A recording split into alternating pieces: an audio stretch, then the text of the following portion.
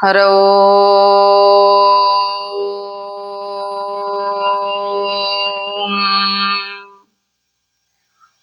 ಓಂ ಚಿದಂಬರ ಮಠಾಧೀಶಂ ಸಿದ್ಧಾರೂಢಯತೀಶ್ವರಂ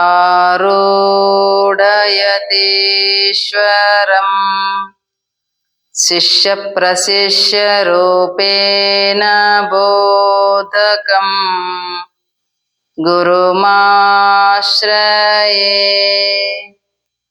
ಯದಂಘ್ರೇ ಕಮಲದ್ವಂದ್ವಂ ತಾಪತ್ರಯ ನಿವಾರಣಂ ಶಾಂತೇಕಪದದಂ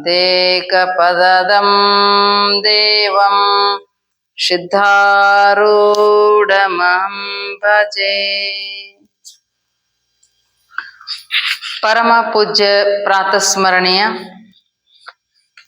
ಜಗದಾದಿ ಜಗದ್ಗುರು ಪರಮೇಶ್ವರನ ಪರಾವತಾರಿಗಳು, ಪರಮ ಕಲ್ಯಾಣಕಾರಿ ಪರಮ ದಯಾನಿಧಿ ಜಗದ್ಗುರು ಸಿದ್ಧಾರೂಢರ, ಜಗದ್ಗುರು ಬಸವಾದಿ ಶ್ರೀ ಶಿವಶರಣರ, ಕನ್ನಡ ನಾಡಿನ ಎಲ್ಲ ದಾರ್ಶನಿಕರ, ತಾಯಿ ರಾಜರಾಜೇಶ್ವರಿಯ ಎಲ್ಲರ ಪವಿತ್ರ ಪಾದಗಳಿಗೆ ಅನಂತ ಭಕ್ತಿಯ ನಮಸ್ಕಾರ ಸಲ್ಲಿಸಿ, ಪರಮ ಪೂಜ್ಯರು ಪ್ರಾತಸ್ಮರಣೀಯರು, ಮಾತನಾಡುವ ನಡೆದಾಡುವ ದೇವರು, ಸಮಾನತೆಯ ಸೂರ್ಯ, ವಿಶ್ವ ಕುಟುಂಬಿ ಇಂಚಲದ ಪುರವಾಸಿ, ಪರಮ ಪೂಜ್ಯ ಶ್ರೋತ್ರಿಯ ಬ್ರಹ್ಮನಿಷ್ಠರಾದ ಸದ್ಗುರುವಿನ ಪವಿತ್ರ ಪಾದಗಳನ್ನು ಏನು ಹೃತ್ಪದ್ಮದಲ್ಲಿ ಸ್ಥಾಪಿಸಿಕೊಂಡು, ಈ ಒಂದು ಮಠದ ಸಂಸ್ಥಾಪಕರು, ಪರಮ ಪೂಜ್ಯರು, ಶ್ರೋತ್ರಿಯ ಬ್ರಹ್ಮನಿಷ್ಠರು ಆಗಿರುವ ಪರಮ ಪೂಜ್ಯ ಅಪ್ಪಾಜಿಯವರ ಶ್ರೀ ಚರಣಗಳಲ್ಲಿ ಅನಂತ ಭಕ್ತಿ ನಮಸ್ಕಾರ ಸಲ್ಲಿಸಿ, ಈ ಒಂದು ಶುಭ ಸಂಜೆಯ ಪವಿತ್ರವಾದ ಸತ್ಸಂಗದಲ್ಲಿ ಭಾಗಿಗಳಾಗಿರುವ ತಮ್ಮೆಲ್ಲರೂ ಕೂಡ ನಂತ ಶರಣಾರ್ಥಿಗಳನ್ನು ಸಲ್ಲಿಸಿ, ಇಲ್ಲಿ ಇವತ್ತಿನ ದಿವಸ ದಯವೇ ಧರ್ಮದ ಮೂಲವಯ್ಯ, ದಯವೇ ಬೇಕು ಸಕಲ ಪ್ರಾಣಿಗಳಲ್ಲಿ, ದಯವೇ ಧರ್ಮದ ಮೂಲವಯ್ಯ ಕೂಡಲ ಸಂಗಯ್ಯ ನಂತಲ್ಲದೊಲ್ಲನಯ್ಯ. ಇದು ಒಂದು ಬಸವಣ್ಣನವರು ಒಂದು ವಚನ. ಇದರಲ್ಲಿ ವಿಶ್ವಗುರು ಬಸವಣ್ಣನವರು ಏನು ಹೇಳ್ತಾರ ಅಂತಂದ್ರೆ, ದಯವಿಲ್ಲದ ಧರ್ಮದ ಆದಾವುದಯ್ಯ. ದಯಾಗುಣ ಅನ್ನುವಂಥದ್ದು ಮನುಷ್ಯನಾಗಿ ಹುಟ್ಟಿದ ಮೇಲೆ ಮನುಷ್ಯನು ಯಾವುದೇ ಜೀವಿ ದುಃಖದಲ್ಲಿದ್ರೆ ಅವ್ರಿಗೆ ಏನು ಮಾಡಬೇಕು, ಕರುಣೆಯಿಂದ ಆದಷ್ಟು ಮಟ್ಟಿಗೆ ಅವರ ಕೈಲಾದ ಮಟ್ಟಿಗೆ ಪರೋಪಕಾರ ಅನ್ನುವಂಥದ್ದು ಮಾಡಬೇಕು ಅಂತ ಇಲ್ಲಿ ಅರ್ಥ. ದಯಾ ಅಂತಕ್ಕಂಥದ್ದು ಬೇಕು ಅಂತ ಅರ್ಥ. ಮನುಷ್ಯನಲ್ಲಿ ಇದು ಅಂತಃಕರಣದ ಒಂದು ಸ್ವಭಾವ. ಕಠೋರವಾಗಿರ್ತಕ್ಕಂಥ ಮನಸ್ಸಿತ್ತು, ಅಂತಃಕರಣ ಇತ್ತು ಅಂತಂದ್ರೆ ಅಲ್ಲಿ ಕರುಣಾಗುಣ ಬರಂಗಿಲ್ಲ, ಕಠೋರ ಆಗಿರ್ತೈತೆ. ಅಲ್ಲಿ ಎಂಥ ಒಂದು ಕಷ್ಟ, ಒಂದು ಎಷ್ಟೋ ಒಂದು ತ್ರಾಸ ತೊಂದರೆಗಳು ಮತ್ತೊಬ್ಬರದು ನೋಡಿ ಅದನ್ನ ಕೈಲಾದ ಮಟ್ಟಿಗೆ ಅದನ್ನ ಪರಿಹಾರ ಮಾಡಿದಾರಂತಂದ್ರೆ ದಯಾಗುಣ ಅದು. ಮತ್ತ ಅದು ನೋಡಿ ಬಹಳ ಹಂಗಾಗಬಾರ್ದಾಗಿತ್ತಪ್ಪ ಅನ್ಕೊಂತ ಹೊಕ್ಕಿದ್ದ ಅಂತ ದಯಾಗುಣ ಹೆಂಗ ಅನ್ನೋದು ಅದಕ್ಕೆ ಅಂದ್ರೆ ಕಠೋರ ಗುಣ ಆಗ್ತತಿ. ಅದಕ್ಕೆ ಮನುಷ್ಯನಾಗ ಹುಟ್ಟಿ ಬಂದ ಮೇಲೆ ಈ ಒಂದು ಗುಣವನ್ನು ರೂಢಿಸ್ಕೋಬೇಕು ಅಂತ ಅರ್ಥ. ದಯವೇ ಧರ್ಮದ ಮೂಲ, ಧರ್ಮವನ್ನ ಪದ ಹಿಡಿಬೇಕಾಗಿತ್ತು ನಮಗ್. ದಯಾನ್ನ ಧರ್ಮದ ಮೂಲ ಪದರ ಅಂತ ಹೇಳ್ತಾರ ಅವರು ಬಸವಣ್ಣನವರು. ದಯಾಗುಣ ಅಂತಕ್ಕಂಥದ್ದು ಯಾರಲ್ಲಿ ದಯಾಗುಣ ಇರ್ತತಲ್ಲ ಒಂದು ಮಾತು ಇರ್ತದ, ದಯಾ ಕ್ಷಮಾ ಶಾಂತಿ ತೇತೆ ದೇವಾಚಿ ವಸ್ತಿ ಅಂತ ಹೇಳ್ತತಿ, ಹೇಳ್ಕೊಂಬರ್ತಾರ. ಎಲ್ಲಿ ದಯಾ ಮತ್ತು ಕ್ಷಮಾ ಶಾಂತಿ ಈ ಗುಣಗಳು ಯಾರಲ್ಲಿ ಇರ್ತಾವಲ್ಲ ಅವರಲ್ಲಿ ಪರಮಾತ್ಮನ ವಾಸ ಆಗಿರ್ತಾನೋ ಅಂತ ಅರ್ಥ. ಪರಮಾತ್ಮನಲ್ಲಿ ಇರ್ತಾನೋ ಅಂತ ಅರ್ಥ. ಅಂದಲೇನೆ ಅಂತಂತ ಅವು ದೈವಿ ಗುಣಗಳು ಇವೆಲ್ಲ. ಇವೇನಂತ ಕೇಳಿದ್ರ ದಯಾ ಕ್ಷಮಾ ಶಾಂತಿ ಅಂತಕ್ಕಂಥವು ಪರಮಾತ್ಮನಲ್ಲಿ ಇರ್ತಕ್ಕಂಥ ಒಂದು ಗುಣಗಳು, ಇವು ಸದ್ಗುಣ ಅಂತಿವು. ಇಂಥ ಗುಣಗಳು ಇದ್ದಾಗ ಅಲ್ಲಿ ಪರಮಾತ್ಮ ಇರ್ತಾನಂತೆ. ಇಂಥ ಗುಣಗಳು ಯಾರಲ್ಲಿ ಇದಾವಲ್ಲ ಅಲ್ಲಿ ತೇತೆ ದೇವಾಚಿ ವಸ್ತಿ, ಅಲ್ಲಿ ಪರಮಾತ್ಮ ವಾಸ ಇರ್ತೈತಂತ. ಅಂದಲೇನೆ ಅವ್ರಿಗೆ ಅಂತಂತ ಒಳ್ಳೆ ಒಳ್ಳೆ ಗುಣಗಳು ಬರ್ತಿರ್ತಾವಂತ. ಅದಕ್ಕ ಅಂತ ಗುಣವನ್ನ ಬಸವಣ್ಣನವರು, ಜಗಜ್ಯೋತಿ ಬಸವಣ್ಣನವರು ಕೂಡ ಒಂದ್ ಸರ ಏನ್ ಮಾಡಿರು, ನದಿಗೆ ಹೋಗಿದ್ರು ಅವರು. ನೋಡ್ರಿ ಹೆಂಗ್ ಕರುಣಾಗುಣ ಹೆಂಗ್ ಬರ್ತದ ನೋಡ್ರಿ. ನದಿಗೆ ಹೋಗಿದ್ರು, ನದಿಗೆ ಸ್ನಾನಕ್ಕಂತ ಹೋದಾಗ ಅಲ್ಲೊಂದು ಚೋಳು ಹರ್ಕೊಂಡು ಹೊಂಟಿತ್ತು ನದಿಯೊಳಗೆ. ಚೋಳು ನಿಮಗೆಲ್ಲ ಗೊತ್ತು. ಅದೇನ್ ಮಾಡ್ತದ, ಅದ್ರ ಕೊಂಡಿಯಲ್ಲಿ ವಿಷ ಇರ್ತದ. ಅದು ಕಚ್ಚಿರ್ ಸಾಕು, ಅದನ್ನ ಚುಚ್ಚಿರ್ ಸಾಕು, ಏನಾಗ್ತದ್ರಿ, ಹೊಡ್ಯಾಕ್ ಚಲೋ ಆಗ್ಬಿಡ್ತೈತಿ. ಅಂದ್ರ 12 ಗಂಟೆ ತನಕ 24 ಗಂಟೆ ತನಕ ಅದ್ರ ವಿಷ ಇಳಿಯೋ ತನಕನು ಚಟ ಚಟ ಹೊಡೆದ ಒಟ್ಟ ಅದನ್ನ ಕಡ್ದವ್ರು ನೋಡ್ರಿ ಉಳ್ಯಾಡ್ತಿರ್ತಾರ ಹಂಗ. ಅಂತ ಒಂದು ಏನಂತ ಕೇಳಿದ್ರ ಆ ಒಂದು ವಿಷ ಅಂತಕ್ಕಂಥ ಇರ್ತದ. ಅವ್ರು ನೋಡ್ರಿ ಅಂತ ಚೋಳು ಹರಿದು ಹೊಂಟೈತಿ, ಸ್ನಾನಕ್ಕೆ ಹೋಗಿದಾರು.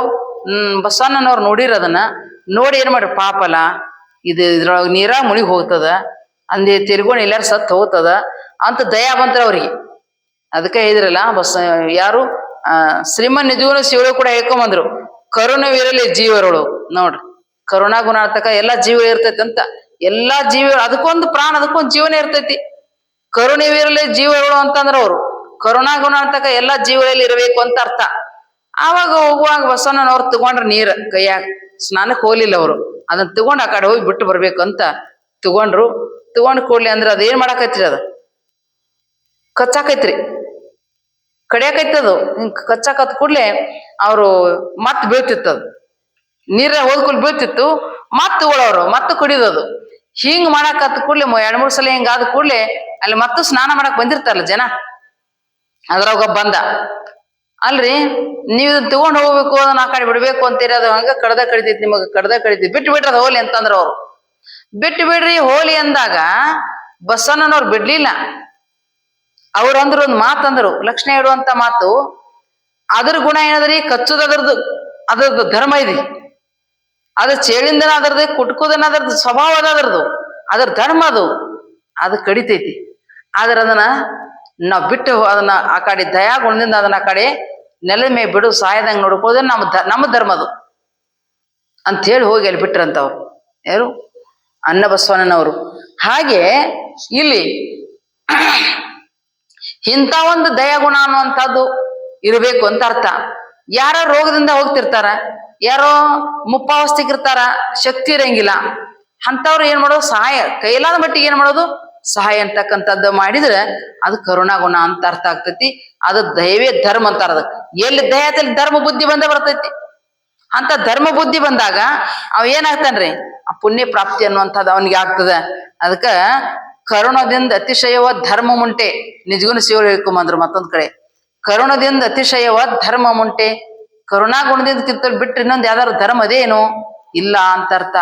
ಅದಕ್ಕೆ ಅಂತ ಒಂದ ಕರುಣೆ ಗುಣ ಅಂತಕ್ಕಂಥದ್ದು ನಮ್ಮಲ್ಲಿ ಇರಬೇಕು ಅಂತ ಹೇಳಿ ಇಲ್ಲಿ ಹೇಳ್ಕೊಂಬರ್ತಾರ. ಒಂದ್ಸಲ ಏನಾಯ್ತು ಅಂತ ಕೇಳಿದ್ರ, ಈ ಕರುಣಾ ಗುಣ ಅಂತಕ್ಕಂಥ ಎಲ್ಲರಿಗೂ ಬರಂಗಿಲ್ಲ, ಏನೋ ಏಕಚಿತ್ ಮಹಾತ್ಮರಿಗೆ ಜ್ಞಾನಿಗಳಿಗೆ ಹಿಂಗ್ ಬರ್ತಿರ್ತೈತಿ. ಚೆನ್ನವರಶ್ವೇಂದ್ರ ಶಿವೇಗಳು ಅಂತ ಆಗಿ ಹೋದ್ರ ಹೇಳಿದಿವಲ್ಲ, ಅವ್ರ ಕಾರಣ ಒಂದ್ಸಲ ಹುಣ್ಣಾಯ್ತು. ಯಾಕೆ ಹುಣ್ಣಾಯ್ತು ಅಂತ ಕೇಳಿದ್ರೆ, ಅದು ಏನೋ ಒಂದ್ ಸ್ವಲ್ಪ ನೀಲಗಂಗಮ್ಮ ಅಂತಕ್ಕಂಥ ಶಿಷ್ಯಳು ಇದ್ರು ಅವ್ರಿಗೆ. ನೀಲಗಂಗಮ್ಮ ಅನ್ನುವಂಥ ಶಿಷ್ಯಳು ಯಾವಾಗಲೂ ಸೇವೆಯನ್ನು ಮಾಡ್ತಿದ್ಲು, ಜನ ನಿಂದ ಮಾಡ್ತಿದ್ರು. ಜನ ನಿಂದ ಮಾಡೋದಕ್ಕಾಗಿ ಅಜ್ಜವ್ರು ಒಂದ್ಸಲ ಕಾಲು ಹಿಂಗ್ ಒತ್ತುವಾಗ ಒದ್ದು ಬಿಟ್ರಿಕಿ ಅಮ್ಮಗ. ಒದ್ದಾಗ ಆಕೆ ಏನು ಒದ್ದಿದ್ಳಲ್ಲ, ಅಜ್ಜ ಒತ್ತಿದ್ದಲ್ಲ, ಅವ್ರ ಅಜ್ಜ ನೀಲಗಂಗಮ್ಮ ಏನಂದು ಅಂತಂದ್ರೆ, ಯಪ್ಪ ನನ್ನ ಬಿರುಸಾಗಿರ್ತಕ್ಕಂಥ ದೇಹ ನಿಮ್ ಮೃದುವಾಗಿರ್ತಕ್ಕ ಪಾದಕ್ಕೆ ಪೆಟ್ಟೆತ್ತೇನೋ ಅಂತ ಮತ್ತ ನೋಡಿದ್ಲಕಿ. ನೋಡ್ರಿ, ಮತ್ ಯಾರಾದ್ರೆ ಸರಿ ವಾದ್ಯನ ಏನ್ ನಿಂದೇನ್ ಮಾಡೋದು ಅಂತ ಹೋಗಿದ್ರು. ಆಕೆ ಸತ್ಶಿಷ್ಯಳಿದ್ಲು, ನಿಜವಾಗಿರ್ತಕ್ಕಂಥ ಗುರುವಿನ ಮ್ಯಾಗ ಭಕ್ತಿ ಇತ್ತು. ಅದಕ್ಕಾಗಿ ಆಕೆ ಏನ್ ಮಾಡಿದ್ರಿ, ಹಿಂಗ್ ಕೇಳಿದಾಗ, ಅಲ್ವಾ ನಾನಿನ ಒದ್ದೇನೆ ಬರೋಬರಿ ಐತಿ, ಆದ್ರೆ ನೀ ಪವಿತ್ರ ಇದ್ದೆ ಅಂದ್ರ ನಾ ಎಲ್ಲಿ ಒದ್ದೇನಲ್ಲ, ನಾ ಏನ್ ಒದ್ದೆ, ನೀ ಅಪವಿತ್ರ ಇದ್ರ ನಾ ಎಲ್ಲಿ ಒದ್ದೇನ ಅಲ್ಲಿ ನಿನಗ್ ಹುಳ ಬೀಳ್ಬೇಕು 8 ದಿನದಾಗ. ಒಂದ್ ವೇಳೆ ನೀ ಅಪವಿತ್ರ ಇದ್ದಿ ಜರ್ ಅಂತಂದ್ರ ನನ್ನ ಕಾಲ ಹುಳ ಬೀಳಿಂದಿರೋ. ಅಜ್ಜವ್ರು ಮಂದಿ ನಿಂದ ಮಾಡ್ತಾರಲ್ಲ, ಹಂಗಾತು ಹಿಂಗಾತು ತಪ್ಪವಾದ ಕೊಟ್ಬಿಟ್ಟಿದ್ರು. ಜನರಿಗೆ ತೋರಿಸ್ಬೇಕಲ್ಲ, ಅವ್ರದ್ದು ಅಂತ ಪವಾಡ ಶಕ್ತಿನೇ ಇತ್ತು. ಅಂದಾಗ ಅವ್ರು ಏನು ಅಜ್ಜಾರು ಒತ್ತಿದ್ರಲ್ಲ, ಅವ್ರ ಕಾಲಿಗೆ ಹುಳ ಬಿದ್ದು. ಅಂದ್ರೆ ಆಕೆ ಪವಿತ್ರ ಇದ್ದಂಗ ಆತಲ್ಲ, ಆಕೆ ಪತಿವ್ರತ ಶಿರೋಮಣಿನೇ ಇದ್ಲು. ಆಕೆ ಕಾಲ ಹುಳ ಬಿದ್ದು 8 ದಿವ್ಸದಾಗ ಅಂದ್ರ ಒಂದಿಷ್ಟ ಪಕ್ಕ ಇದ್ದಂಗ ಆತು, ಹಿಂಗಾತು, ಇಷ್ಟು ದೊಡ್ಡ ಗಾಯ, ಇಷ್ಟು ದೊಡ್ಡ ಗಾಯ ಆಗಿ ಕಾಲ್ ತುಂಬ ಎಲ್ಲ ಹುಳ ಬಿದ್ದ ಬಿಟ್ಟು. ಹುಳ ಬಿದ್ದು ಬಿಟ್ಟಾಗ ಅವೆಲ್ಲ ಮತ್ ಕಡೆಕ್ ಹೋಗಿ ಸವಾ ನೋಡ್ರು, ಹುಳ ಎಲ್ಲ ಹೊರಗೆ ಹೊಂಟು. ನೋಡ್ರ ಅಜ್ಜ ಹೆಂಗ್ ದಯಾವಂತಿರ್ಬೇಕ, ಹುಳದ ಮೇಲೂ ಕರುಣೆ ಮಾಡ್ಬೇಕ. ಅಜ್ಜ ಅಂದ, ನೋಡು ಹೊರಗೆ ಹೋಗಿ ಏನ್ ತಿಂತಾರಲ್ಲಿ ಮನ್ನ, ಇಲ್ಲೇ ಪಂಚ ಪಕ್ವಾನ್ ಐತಿ ನನ್ನ ಶರೀರದಾಗ, ತಿಂದ ಆರಾಮ್ ಇರಬಾರ್ದ. ಅಂತ ಅವನ ಆರಿಸಿ ಅದ ಹಾಕೋತಿದ್ದಂತ ನೋಡ್ರಿ. ಅವ್ರ ಚರಿತ್ರದಾಗ ಬರ್ತೈತಿದು. ಇಂಥ ಅನಂತ ಪವಾಡ ಪುರುಷವ ಅಂದ್ರ ಆ ಹುಳಗಳ ಮೇಲೆ ಸಹಿತವಾಗಿ ಅವ್ರು ಏನ್ ಮಾಡಿದ್ರು, ಕರುಣೆ ಅಂತದನ್ನ ತೋರಿದ್ರು ಅಂತ ಅರ್ಥ. ಹಂಗ ಈ ಒಂದು ಇಂಥ ಒಂದು ಸ್ವಭಾವ, ಇಂಥ ಒಂದು ಗುಣ, ದೊಡ್ಡ ಗುಣ ಎಲ್ಲರಲ್ಲಿ ಇರಂಗಿಲ್ಲ. ಯಾರು ನಿಜವಾಗಿರ್ತಕ್ಕಂಥ ಜ್ಞಾನಿ ಪುರುಷ ಇರ್ತಾನ, ಯಾರು ನಿಜವಾಗಿರ್ತಕ್ಕಂಥ ತತ್ವನ ಬಲ್ಲವನಾಗಿರ್ತಾನ, ಈ ದೇಹ ಅಂತಕ್ಕಂಥ ಹೆಂಗದಪ್ಪ ಅಂತ ಕೇಳಿ ಒಂದಿಲ್ಲ ಒಂದ್ಸಲ ಬಿಟ್ಟ ಹೋಗೋದೈತಿ. ಪರೋಪಕಾರ ಸಲುವಾಗಿ ಬಂದದ, ಹೋಗಿರ್ತಕ್ಕ ಪರೋಪಕಾರ ಆಗ್ಲಿ, ತಿಂದಾದ್ರೆ ಸಂತುಷ್ಟ ಆಗ್ಲಿ. ಹಿಂಗೊಂದು ಇದ್ದಾಗನು ಪರೋಪಕಾರ ಮಾಡ್ತಾರ. ಅವರು ಸತ್ತ ಮೇಲೂ ಸಹಿತವಾಗಿ ಏನ್ ಮಾಡ್ತಾರ ಅಂತ ಕೇಳಿದ್ರ, ಅವರು ಸತ್ತ ಮೇಲೂ ಸಹಿತ ಅವ್ರ ಸ್ವಭಾವ ಏನಂತ ಕೇಳಿದ್ರ, ಒಬ್ರು ಮಹಾತ್ಮರಿದ್ರು. ಅವ್ರ ಮಹಾತ್ಮರು ಏನ್ ಮಾಡಿರ ಅಂತಂದ್ರ, ನನ್ನ ದೇಹ ಬಿಟ್ನಿ ಅಂತಂದ್ರ ಈ ದೇಹವನ್ನು ಹೋದ್ ನದಿಯಾಗ ಹಾಕ್ರಂದಿರಂತ. ಇರು ತನಕನೂ ಪರೋಪಕಾರ, ಬ್ರಹ್ಮ ಉಪದೇಶ, ಜ್ಞಾನ ಉಪದೇಶ, ಧರ್ಮ ಉಪದೇಶ ಮಾಡಿ ಕೊನೆಗೆ ಏನ್ ಮಾಡಿದ್ರು, ನಾನು ದೇಹ ಹೋತ ಮಣ್ಣಾಗ ಹುಗ್ಯಾಕ ಹೋಗ್ಬೇಡ್ರಿ, ಮತ್ತೇನ್ ಮಾಡೋದಕ್ಕೆ ನದಿಯಾಗ ಹಂಗ ಬಿಟ್ಟು ಬಿಡ್ರಿ ಅಂದಿರಂತ. ಯಾಕೆ ಬಿಡ್ರಿ ಅಂದಿರಂದ್ರ, ಯಾವ ಮೊಸಳೆ ಮೀನು ಅವೆಲ್ಲ ಹರ್ಕೊಂತಿದ್ದ ಅವ್ಯಾರ ಹೊಟ್ಟೆ ತುಂಬ್ತದ, ಸುಮ್ಮನೆ ಬಿಟ್ರೆ ಏನ್ ಪ್ರಯೋಜನ ಅಂದ್ರಂತ ನೋಡ್ರಿ. ಈ ರೀತಿಯಾಗಿ ಅವರ ಒಂದು ದೊಡ್ಡ ಗುಣ ಅಂತದೊಂದು ವಿಶಾಲ ಮನೋಭಾವನೆ ಅಂದ್ರೆ ಜ್ಞಾನ ಅಂತಕ್ಕಂಥದ್ದು ಈ ರೀತಿಯಾಗಿ ಮಾಡ್ತಿದ್ರಂತ. ಏಕನಾಥ ಮಹಾರಾಜರು ಅಂತ ಹೇಳಿ ಆಗಿ ಹೋಗಿದಾರ. ಸಂತ ಪಂಢರಪುರದ ಸಂತರವರು ಏಕನಾಥ ಮಹಾರಾಜರು ಅಂತ ಆಗಿದ್ದಾರೆ. ಅವರು ಎಲ್ಲಿಂದಪ್ಪ ಅಂತಂದ್ರ ದಕ್ಷಿಣ ಭಾರತ, ಕನ್ಯಾಕುಮಾರಿಯಿಂದ ಹಿಡಿದು, ಕನ್ಯಾಕುಮಾರಿಯಿಂದ ತಂದಿರ್ತಕ್ಕಂಥ ಗಂಗಾ ಜಲವನ್ನ ಉತ್ತರ ಭಾರತದಲ್ಲಿರ್ತಕ್ಕಂಥ ನೀರನ್ನು, ಕಾಶಿ ನೀರನ್ನು ತಗೊಂಡು ಹೋಗಿ ದಕ್ಷಿಣ ಭಾರತಕ್ಕೆ ಬಿಡುದಿರ್ತೈತಿ. ಅವ್ನ ನೀರ್ ಕನ್ಯಾಕುಮಾರಿ ಹೋಗಿ ಬಿಡುದಿರ್ತೈತಿ ನೀರವನ್ನ. ಬಿಡುವಂತ ಸಂದರ್ಭದೊಳಗ ಎಲ್ಲರೂ ತುಂಬ್ಕೊಂಡು ಹೋಗಿರ್ತಾರ, ತುಂಬ್ಕೊಂಡ್ ಬರ್ತಿರ್ತಾರ. ಕಾವಡಿಯಲ್ಲಿ ತುಂಬ್ಕೊಂಡ್ ಬರೋ ಎಷ್ಟೋ ಮಂದಿ ತಗೊಂಡ್ ಹೋಗಿರ್ತಾರ. ಅವಾಗೆಲ್ಲ ದಾರಿಯಲ್ಲಿ ನಡ್ಕೊತ ಹೋಗಿರ್ತಾರ. ಅರಣ್ಯದೊಳಗ ಗುಡ್ಡದಾಗ ರಸ್ತಾ ಹಿಡದ ಕಾಲ್ ದಾರಿಯಲ್ಲಿ ನಡ್ಕೊಂತ ಹೋಗುವಾಗ ಏನಾಯ್ತು ನೋಡು, ಮಧ್ಯದಲ್ಲಿ ಕಾಡಿನೊಳಗ ಒಂದು ಕತ್ತಿ ನೀರಡಿಸಿರ್ತೈತಿ.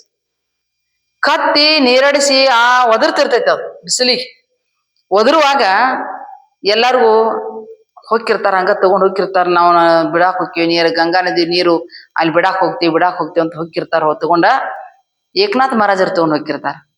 ಹೋಗುವಾಗ ನೋಡಿದ್ರ ಅವ್ರು ಕತ್ತಿ ಬಿಸಿಲಾ ಬಿದ್ದು ಉಳಿಯಾಡತತಿ. ಬಿದ್ದು ಯಾಕೆ ಉಳಿಯಾಡತತಿ? ಅದು ನೀರ್ ಇಲ್ದಕ್ಕ, ಅದು ನೀರಡಿಕೆ ಆಗ್ಯದ. ನೀರಡಿಕೆ ಆಗಿ ಅದು ಒದರಾಕತೈತಿ ಅಂದಾಗ ಇವನು ಅಲ್ಲಿ ಹೋಗಿ ಬಿಡಕ್ಕಿಂತಲೂ ಇದ್ರಲ್ಲಿ ಪರಮಾತ್ಮ ಅದಾನಲ್ಲ, ಇದ್ರಲ್ಲಿನೂ ಪಾಂಡುರಂಗ ಅದಾನಲ್ಲ ಅಂತ ಹೇಳಿ ಅವ್ರೇನ್ ಮಾಡಿರು, ಆ ನೀರ್ ತಗೊಂಡ್ ಸೀಲ್ ಹೊಡೆದ್ರು ಅದ್ರ ಬಾಯಾಗ ಹಾಕಕತ್ರಿ. ಎಲ್ಲಾರು ಬೈದ್ರಂತ. ಅಲ್ಲೋ ಅಲ್ಲಿಂದ ಇಲ್ಕಾಕತ್ತಂದ ಏನ್ ಪ್ರಯೋಜನ? ನೀನ ಆ ಕತ್ತಿ ಏಕೋರ್ಚಿತ್ ಒಂದು ಕತ್ತಿ ಅಲ್ಲದು, ಆ ಕತ್ತಿ ಬಾಯಿ ನೀರ್ ಹಾಕಾಕತ್ತಿಲ್ಲೋ ನೀನ, ಬಿಡು ನಾವೆಲ್ಲಾ ಹೋಗ್ತೇವ್, ನೀ ಹೋಗಿ ಏನ್ಯಾರು ಮಾಡಂತ ಅಂದ್ ಕೂಡ್ಲೆ ಎಲ್ಲಾರು ಬಿಟ್ಕೊಟ್ಟು ಹೋಗ್ಬಿಟ್ರಂತ. ಏಕನಾಥ್ ಮಹಾರಾಜರು ಕಾವಡಿಯಲ್ಲಿ ತಂದಿರ್ತಕ್ಕಂಥ ಅಲ್ಲಿಂದ ಹೊತ್ಕೊಂಡ್ ಬಂದಿರ್ತಕ್ಕಂಥ ಆ ನೀರನ್ನ ಕತ್ತಿ ಬ್ಯಾಗ್ ಹಾಕಾಕತ್ರಂತ. ಕತ್ತಿ ಬ್ಯಾಗ್ ಹಾಕಾಕತ್ತಿಲ್ಲ ಅವ್ರ, ಆ ಕತ್ತಿ ಹೋಯ್ತಾ ಇಲ್ಲಿ ಮಾಯಾಗಿ. ಕತ್ತಿ ಹೋಗಿ ಅಲ್ಲಿ ಪಾಂಡುರಂಗ ಕಾಣಾಕತ್ತಾನಂತ. ಕತ್ತಿಯಲ್ಲಿ ಪಾಂಡುರಂಗ ಕಂಡಂತ. ಅಲ್ಲಿ ಬಡ ಕತ್ತಿ ಬ್ಯಾಗ್ ನೀರ್ ಹಾಕಾಕತ್ತಾರಂತ. ಪಾಂಡುರಂಗ ಹಿಡ್ಕೊಂಡ್ ಕುಡಿಯಾಕತ್ತಾನಂತ. ನೋಡಿ ಹೆಂಗದ ಅಂದ್ರೆ ಇದ್ರ ಅರ್ಥ ಏನಂತ ಕೇಳಿದ್ರ, ನಮ್ಮಲ್ಲಿ ಕರುಣಾಗುಣ ಇದೇನೋ ಇಲ್ಲೋ ಅನ್ನುವಂಥದ್ದನ್ನ ಒಂದೊಂದು ಸಂದರ್ಭದಲ್ಲಿ ಪರಮಾತ್ಮನೇ ನಮ್ಮನ್ನ ಪರೀಕ್ಷೆ ಮಾಡ್ತಿರ್ತಾನಂತ ಅರ್ಥ. ಪರಮಾತ್ಮ ಯಾವ ರೀತಿಯಾಗಿ ಬರ್ತಾನ ಅಂತ ಹೇಳಕ್ ಬರಂಗಿಲ್ಲ. ಏನ್ ಕತ್ತಿಯಾಗಿ ಬರ್ತಾನೋ, ಏನ್ ಹಂದಿಯಾಗಿ ಬರ್ತಾನೋ, ಏನ್ ಆಕಳಾಗಿ ಬರ್ತಾನೋ, ಏನ್ ಮುದುಕಾಗಿ ಬರ್ತಾನೋ, ಏನ್ ರೋಗಿ ಮನುಷ್ಯ ಆಗಿ ಬರ್ತಾನೋ, ಏನ್ ಸಣ್ಣ ಮಗು ಆಗಿ ಬರ್ತಾನೋ, ಹೆಂಗಂತ ಹೇಳಕ್ ಬರಂಗಿಲ್ಲ.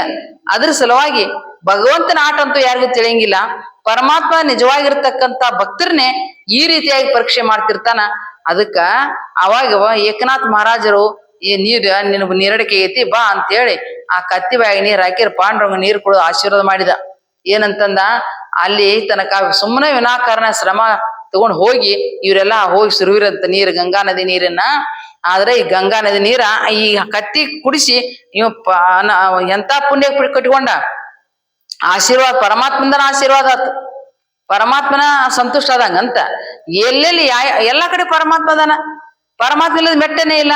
ಎಲ್ಲ ನಿಮ್ಮಲ್ಲಿಲ್ಲೇನೋ, ನಮ್ಮಲ್ಲಿಲ್ಲೇನೋ, ಆ ಪ್ರಾಣಿ ಪಶು ಪಕ್ಷಿಗಳಲ್ಲೇನೋ, ಎಲ್ಲ ಕಡೆ ಪರಮಾತ್ಮ ತುಳುಕ್ತಾನ. ಎಲ್ಲ ಕಡೆ ಪರಮಾತ್ಮ ನೋಡ್ತಕ್ಕಂಥ ಭಾವ ಅದು ಬರಬೇಕು. ಆ ಭಾವ ಬಂತು ಅಂದ್ರೆ ಅವನಿಗೆ ಕರುಣಾ ಗುಣ ಬರ್ತೈತಿ. ಮತ್ತ ಅವನಿಗೆ ಆ ಭಾವನೆ ಇಲ್ಲಪ್ಪ ಅಂತಂದ್ರ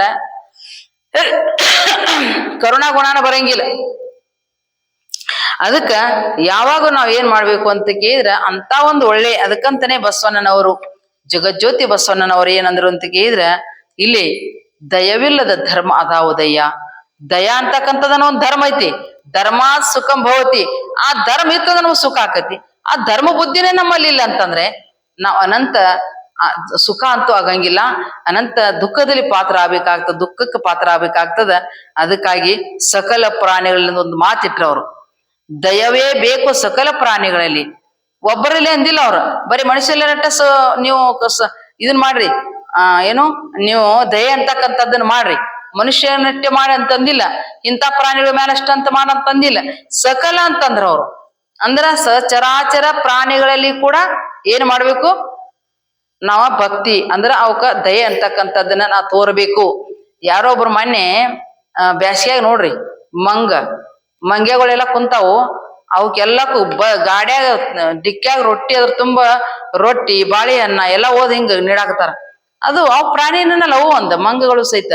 ಬ್ಯಾಸಿಗೆ ಒಳಗ ಒಂದ್ಸಲ ನೀರ ಇರ್ಲಿಲ್ಲ, ನೀರಿನ ಡ್ರಮ್ ತಗೊಂಡ್ ಹೋಗಿ ನೀರ್ ಅವ್ ಚೆರಿಗಾಕ ತುಂಬಿ ಬಿಡಾಕತ್ತಿದ್ರ. ನೀರ್ ಒಂದು ಹಾವದು ವಿಷಸರ್ಪ, ಅದು ವಿಷಸರ್ಪ ಇದ್ರು ಕೂಡ ಬಾಟ್ಲಿಯಾಗಿನ ಹಾಲು, ಬಾಟ್ಲಿಯಾಗಿನ ಇರ್ತಕ್ಕಂಥ ತಗೊಂಡ್ ಹೋಗ್ತಕ್ಕಂಥ ಬೈಕ್ ಇಳಿದು ಬಾಟ್ಲಿಯಾಗಿನ ನೀರ್ ಅದು ಹಾವಿನ ಬಾಯಿ ಹಾಕ್ತಿದ್ದ ಮನುಷ್ಯ. ಅವೆಲ್ಲ ವಾಟ್ಸಪ್ ಬರ್ತೀರಿ, ನೋಡ್ತಿರ್ಬೇಕು ನೀವು ಸಹಿತ. ಅಂದ್ರೆ ಹೇಳೋ ತಾತ್ಪರ್ಯ ನಂತಿಕೆ ಇದ್ರ ಆ ವಿಷಜಂತುನಲ್ಲೂ ಅದು ಒಂದು ಪ್ರಾಣಿನಲ್ಲ. ಬಿಸಿಲಾ ಒಕ್ಕ ಬಾಯಿ ಬಿಡಾಕತ್ತಿತ್ತದ, ನೀರ್ ಹಾಕಾಕತ್ತಿದ್ದ ಮನುಷ್ಯ. ಆಮೇಲೆ ಮಂಗಗಳಿಗೆಲ್ಲ ಹಣ್ಣು ರೊಟ್ಟಿ ಅದು ಇತ್ಯಾದಿ ಎಲ್ಲ ಕೊಡ್ತಿದ್ರು. ಹಂಗ ಈಗ ನಾವು ಇಷ್ಟ ಮಂದಿ ಕೊಡ್ಬೇಕು ಸೀಮಿತ ಇಲ್ಲ ಅಂತ, ಎಲ್ಲ ಸಕಲ ಜೀವಿಗಳು ಅಂದ್ಬಿಟ್ರ ಅವರು. ಸಕಲ ಚರಾಚರ ಪ್ರಾಣಿಗಳಿಗೂ ಸಹಿತವಾಗಿ ದಯೆ ಅಂತಕ್ಕಂಥ ಬುದ್ಧಿ ಇತ್ತು ಅಂತ ಕೇಳಿದ್ರ ಪರಮಾತ್ಮ ನಮ್ಮ ದಯೆ ಬುದ್ಧಿ ಮಾಡ್ತಾನ ಅಂತ ಅರ್ಥ. ಅದೇ ನಿಜವಾಗಿರ್ತಕ್ಕಂಥ ಧರ್ಮ. ಅಂತ ಒಂದು ಧರ್ಮ ಬುದ್ಧಿಯನ್ನ ನಾವು ಕಾಯ್ಕೊಂಡು ಹೋಗಬೇಕು. ಅದಕ್ಕಾಗಿ ದಯವೇ ಧರ್ಮದ ಮೂಲವಯ್ಯ, ದಯವೇ ಬೇಕು ಸಕಲ ಪ್ರಾಣಿಗಳಲ್ಲಿ, ದಯವೇ ಧರ್ಮದ ಮೂಲ. ದಯ ಅನ್ನತಕ್ಕಂಥ ಧರ್ಮಕ್ಕೆ ಒಂದು ಮೂಲ ಅಂದ್ರೆ ಮೂಲ ಬೇರ್ ಅಂತ ಅರ್ಥ. ಅದು ಅಂದ್ರ ಮೂಲ ಬೇರ ಇದ್ದಂಗ ಅದಪ್ಪ ಧರ್ಮ ಅಂತಕ್ಕಂಥದ್ದು, ದಯೆ ಅಂತಕ್ಕಂಥದ್ದು. ಅಂತ ದಯ ಅಂತಕ್ಕಂಥದ್ದನ್ನ ಎಲ್ಲ ಪಶು ಪಕ್ಷಿ ಪ್ರಾಣಿಗಳಲ್ಲಿ ಕೂಡ ಮಾಡಿ. ತುಕಾರಾಮ್ ಮಹಾರಾಜರು ಏನ್ ಮಾಡಿದ್ರು, ಹೊಲ ಕಾಯಕ್ ಇಟ್ಟಿರಂತ, ಗುಬ್ಬಿ ಕಾಯಕ್. ಜೋಳದ ಹೊಲ ಗುಬ್ಬಿ ಹೊಡಿತಿರ್ತಾವ, ಗುಬ್ಬಿ ಬಡಿ ಅಂತ ನೋಡ್ರಿ. ಅವ್ರದ್ದು ಎಂತ ಕರುಣಾವಂತರು ಅವರು ಸಹಿತವಾಗಿ ತುಕಾರಾಮ್ ಮಹಾರಾಜರು. ಮಹಾತ್ಮರು ನಿಜವಾಗಿ ವಿಶೇಷ ಕರುಣ ಇರ್ತೈತೆ ಅವ್ರಂತೆ. ಎಂತ ದುಷ್ಟನಲ್ಲಿ ಕೂಡ ಅವರು ದಯ ಮಾಡ್ತಾರ, ದುಷ್ಟನಲ್ಲಿನೂ ದಯ ಮಾಡ್ತಾರ, ಪ್ರಾಣಿಗಳಲ್ಲಿನೂ ದಯ ಮಾಡ್ತಾರ. ಒಂದ್ಸರ ಏನ್ ಮಾಡಿರಂತಂದ್ರ, ದೊಡ್ಡ ಸಾವುಕಾರ ಶ್ರೀಮಂತನ ಹೊಲ ಅದು. ಶ್ರೀಮಂತನ ಹೊಲ ಕಾಯಕ ಏನ್ ಮಾಡಿರಂತ, ಏನ್ಪಾ ಜೋಳದ ಹೊಲ ಶೀತ್ ನೆಗೈತಿ, ಎಲ್ಲಾ ಗುಬ್ಬಿ ಬಂದ್ ಬಡದೆಲ್ಲಾ ರಾಶಿಯ ಇದನ್ನ ಕಾಳೆಲ್ಲ ತಿಂದು ಹೋಗ್ಬಿಡ್ತಾವ. ಕಾರಣ ಬಂಡಾರಿ ಗುಡ್ಡದ ಮ್ಯಾಗ ಅಲ್ಲಿ ಅಟ್ಲ ಹಾಕೊಂಡ್ ಕೇಸ್ ಏನ್ ಮಾಡತ್ತಾನೋ, ಭಜನ ಸುಮ್ನ ಮಾಡಾಕತ್ತಾನೋ. ಇವನ ಪಗಾರ ಇಲ್ಲದಾಳಲ್ಲ ಇವ. ತುಕಾರಾಮ್ ಮಹಾರಾಜ್ ಏನದ್ರಿ, ಹೆಂಗು ಭಜನ ಮಾಡ್ತಿರ್ತಾನ ಅಂತಂದ್ ನಮ್ಮ ಹೊಲ್ದಾಗ ಇಟ್ಟಿಟ್ಬಿಡುದು, ಇಷ್ಟ ಅಲ್ಲ, ಪಗಾರ ಇಲ್ಲ ಸಿಗ್ತಾನ. ಅದಕ್ಕಾಗಿ ನೋಡಪ್ಪ ಅಂತ ಹೇಳಿ ಅವ್ನು ಕೇಳಿದ್ರು ತುಕಾರಾಮ್ ಮಹಾರಾಜನಿಗೆ, ನೋಡ್ಪ ಈ ದಿನ ಈ ಗುಡದಾಗ ಯಾಕೆ ಮಾಡ್ತೀವಿ ಭಜನಿ, ನಮ್ ಹೊಲದಾಗ ಒಂದ್ ಅಟ್ಲ ಹಾಕೊಡ್ತೇವೆ ನಿನಗೆ, ಅಲ್ಲಿ ಕುಂತ ಭಜನಿ ಮಾಡಿ ನೀನು, ನಮ್ ಹೊಲಾನು ಕಾದಂಗ ಆಕತಿ, ಗುಬ್ಬಿಗಳನು ಬರಂಗಿಲ್ಲ, ನಿನ್ನ ಭಜನಿನೂ ಆಗ್ತೈತಿ, ನಮ್ ಹೊಲ ಕಾದಂಗೂ ಆಗ್ತೈತಿ ಅಂತ ಅಂದ್ರ. ಯಾಕಾಗೋತ್ತಂತ ತುಕಾರಾಮ್ ಮಹಾರಾಜರು ಆಯ್ತು ಬಿಡಪ್ಪ ಅಂತಂದ್ ಹೊಲಕ್ ಜೋಳದ ಹೊಲಕ್ ಬಂದ್ರು. ನಮ್ ಹೊಲಕ್ಕಾಯಿ ಗುಬ್ಬಿಕಾಯಿನಿ ಅಂತಂದ್ರ ಅವ್ರು. ಗುಬ್ಬಿಕಾಯಿ ಅಂತ ಅಂದ ಕೂಡಲಿ ಅಂದ್ರೆ ಆಯ್ತಂತೇಳಿ ಭಜನ ಮಾಡ್ಕೊಂತ ಪಾಂಡುರಂಗ ವಿಠಲ ವಿಠಲ ವಿಠಲ ಅಂತೇಳಿ ಭಜನ ಮಾಡ್ಕೊಂತ ಅಲ್ಲೊಂದು ಮ್ಯಾಲೆ ಜೋಳದ ಹೊಲಕ್ ಮ್ಯಾಲೆ ಒಂದು ಅಟ್ಲ ಹಾಕೊಂಡು ಕೊಟ್ಟಾಗಿ ಭಜನ ಮಾಡ್ತಿದ್ದ. ಗುಬ್ಬಿಗಳೆಲ್ಲ ಬರ್ತಿದ್ವಲ್ಲ, ಇವು ಒಂತಾದ್ ಇರ್ಕೊಂತ ಭಜನ ಮಾಡವ. ಅವ ಆರಾಮ್ ಸ್ವಚ್ಛಂದವಾಗಿ ಕಾಳ ತಿಂದ ಬಿಸಿಲು ದಗಿ ಸಾಯಕತ್ತಿದ್ರು. ಗುಬ್ಬಿ ಸಾಯದ್ ನೋಡಿದವ, ಎಲ್ಲ ಇವನ ಸಾವುಕಾರ ನನಗೇನ್ ಹೇಳಿದಾರ, ಗುಬ್ಬಿ ಕಾಯಿ ಅಂದಾರು, ಸತ್ಸತ್ತಿ ಬಿಳಾಕತ್ತಾವು, ನಾ ಸಾವುಕಾರ ನನಗೇನ್ರ ಅಂದ್ಗಿಂದಾನ ಅಂತ ಹೇಳಿ ನೀರು ಅವ್ ಕಾಳು ತಿನ್ಲಿ ಅವ್ ಕುಂಬಾರ ಮನಿಗೆ ಹೋಗಿ ಗಡಿಗೆ ಮಡಿಕೆ ತಗೊಂಡ್ ಬಂದ್ ಏನ್ ಮಾಡಿದ್ರಿ, ಗಡಿಗೆ ಬಂದು ಮುಗಿಗಳು ತಗೊಂಡ್ ಬಂದ್ ನಾಲ್ಕ ಎದ್ದಂಟ್ ಕಟ್ಟೋದೈತಿ, ಅವಕ್ರ ಒಂದೊಂದ್ ಮಗಿ ಕಟ್ಟೋದೈತಿ, ಅವಕ್ ನೀರ್ ತುಂಬಾ ಹಾಕೋದೈತಿ. ಹಿಂಗ್ ಮಾಡಿದ್ರಿ ಎಲ್ಲ ಹೊಲ ತುಂಬ ಹಿಂಗ್ ಮಾಡಿದ ವ್ಯವಸ್ಥೆ. ಎಲ್ಲಾ ಗುಬ್ಬಿಗಳು ಬರು ಆರಾಮ ಕಾಳು ತಿನ್ನು ಜೋಳ ತಿನ್ನುತ್ತಿದ್ದು, ಅಲ್ಲಿ ನೀರ್ ಕುಳಿತಿದ್ದು, ಆರಾಮ್ ಸ್ವಚ್ಛಂದ ಇರ್ತಿದ್ದು. ಸ್ವಚ್ಛಂದ ಇದ್ದ ಕೂಡ್ಲೆ ಸಾವುಕಾರ ಅಂದ, ಒಂದ್ ತಿಂಗಳಾದ ಕೂಡ್ಲೆ ಬಂದ, ಹೊಲ ಎಲ್ಲ ಬಚ್ಚ ಬರಿ ಆಗಿಬಿಟ್ಟಿತ್ತು, ಎಲ್ಲ ಒಂದ್ ಕಾಳಿಲ್ಲ ಜೋಳ ಇಲ್ಲ. ಏನ್ ಮಾಡಿದಪ್ಪ ಅಂತಂದ್ರ ನೋಡಿದ ಎಲ್ಲ ಪಕ್ಷಿಗಳು ಗುಬ್ಬಿಗಳು ದಷ್ಟಮುಷ್ಟಾಗಿ ಆರಾಮ್ ಚೂ ಚೂ ಚೂ ಅಂತ ಆರಾಮ್ ಸ್ವಚ್ಛಂದ ಆನಂದ ನಲ್ಲಾಡಕತ್ತಿದ್ದು. ಇವಂದ ಸಾವುಕಾರ ಇವನ್ ಯಾವ್ದಕ್ ಇಟ್ಟಿದ್ವಿ ನಾವಿಲ್ಲಿ ಗುಬ್ಬಿ ಕಾಯನ್ ನಾವ್ ಇಟ್ಟಿದೇವಿ, ಗುಬ್ಬಿ ವ್ಯವಸ್ಥೆ ಮಾಡಿದಾನ ಇಲ್ಲಿ ಮಗಿಗಳಿಗೆಲ್ಲ ನೀರ್ ವ್ಯವಸ್ಥೆ ಮಾಡಿದಾನ, ಜೋಳ ಅಂತ ತಿನ್ನಾಕಂತ ಬಿಟ್ಟಿದಾನ, ಹೊಡೆದೇನಿಲ್ಲವ. ಎಂತವಪ್ಪ ಇವ ಮಹಾತ್ಮ, ಎಂತ ಸಂತಪ ಇವ ತುಕಾರಾಮ. ಅದಕ್ಕ ಜಗತ್ತೆಲ್ಲ ಹುಚ್ಚಂತಾರ ನೋಡಿ ಇವಾಗ ಅಂದ ಸಾವುಕಾರ. ಅಂದ ಕೂಲಿ ಎಲ್ಲಾರು ನೋಡು ನೀನ್ ಹಿಂಗ್ ಮಾಡಿದೆ, ನಿನ್ ಗುಬ್ಬಿಕಾಯಿ ಅಂತ ಯಾಕಂದೇವ ಅದಕ್ಕೆ ಜೋಳ ಕಾಯಿ ಇದ್ದತ್ ನೀನ್ ಜೋಳ, ಅದು ಗುಬ್ಬಿಕಾಯಿ ಅಂದಿರಲ್ಲ ಅದಕ್ಕೆ ಹಿಂಗ್ ಮಾಡಿದೀನಿ ಅಂತ ತುಕಾರ ಮಹಾರಾಜ್ ಅಂದ. ಅಲ್ಲೋ ಜೋಳ ಎಲ್ಲ ತಿಂದು ಹೋಗೋದು ಗುಬ್ಬಿಕಾಯಿ ಅಂತ ನಾವ್ ಒಂದೇ ಹೊಡಿ ಅಂತೇಳಿ ನೀ ಅವ್ನ ವ್ಯವಸ್ಥೆ ಉಲ್ಟಾ ಮಾಡಿಬಿಟ್ಟಿಯಲ್ಲ, ನೀನ್ ವ್ಯವಸ್ಥೆ ಮಾಡಿಬಿಟ್ಟಿಯಲ್ಲ. ಹೌದ್ ಮತ್ತೇನ್ ಮಾಡೋದು, ಪಕ್ಷಿಗಳು ಸಾಕತ್ತಿದ್ದು ನೀರ್ ತಂದಿಟ್ಟಿವಿ ಅಂತಂದ. ಅಂದ ಕೂಡ್ಲೆ ಅಂದ್ರೆ ಎಲ್ಲಾ ಹೋದ್ರೆ ಏನ್ ಜೋಳ ಹೊಂಡ್ಲಿಲ್ಲ ಅಂತ, ಜೋಳ ಹೊಂಡ್ಬೇಕಲ್ಲ ಇವನಿಗೆ ಎಳ್ಕೊಂಡ್ ಹೋಗಿ ಕ್ಯಾಸ್ ಏನ್ ಕಟ್ಟಿ ಹಾಕ್ಬಿಟ್ಟ ಸಾವುಕಾರ. ನೋಡು ನಮ್ ಹೊಲ ಎಲ್ಲ ಬಚ್ಚ ಬರೀ ಬೇಗಿ ಬಿಟ್ಟತಿ, ಎಲ್ಲಾನು ತಿಳಿಸ್ಬಿಟ್ಟಿದಿ ನೀನು.